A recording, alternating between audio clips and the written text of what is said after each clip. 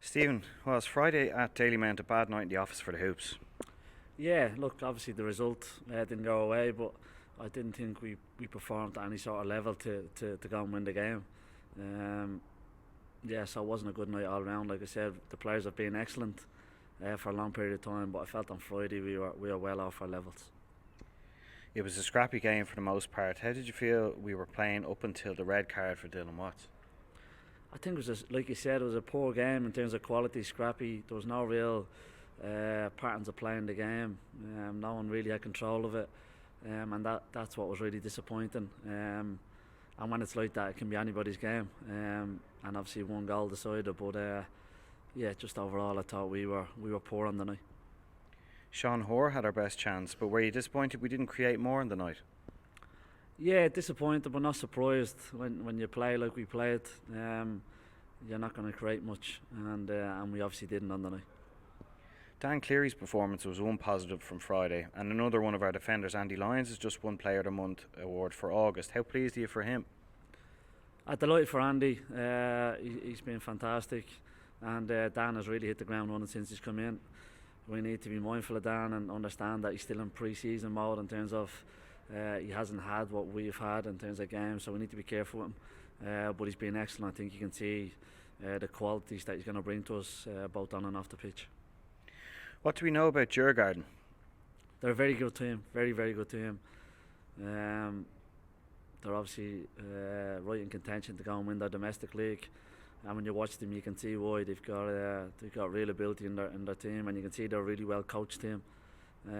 So yeah, it's going to be a difficult game. Is their centre forward and also their midfield captain Eriksson a big threat for them in particular, the way they play? Yeah, Eriksson is obviously a very, very good player, but they have a number of very good players. Hence why they're doing so well in the league, and you can see they've been building this team for some time now, and we'll see that tomorrow night. They're a good side, and they have good players all over the pitch. It's the first game of a tough group, but what could starting with a positive result mean for us in terms of taking confidence and belief into the rest of the games? I like you just approach one game at a time, and you focus and understand that it's a difficult game. They're a top team, but we'll go to win the game. I said when we got to the groups, our aim was to win as many games as possible, and that starts tomorrow night. Again, we understand it's difficult. We're against a good team. We respect them, but our aim is to go and win the game.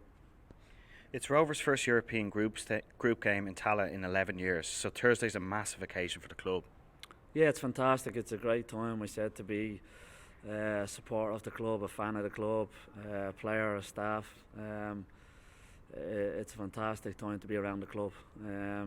Exciting games to come this year, group stage football.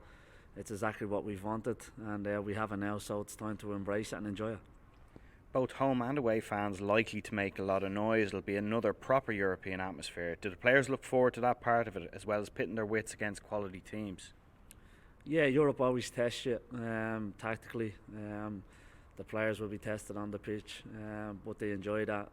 That you like that as a player and as staff. It challenges you in different ways, and I'm sure the fans will have their own little challenge because our fans are obviously make a lot of noise and are loud, and their fans are very, very similar. So it has to make us to be a really special night. Do we have any new injury concerns and any players back from injury? Graham and Simon are back.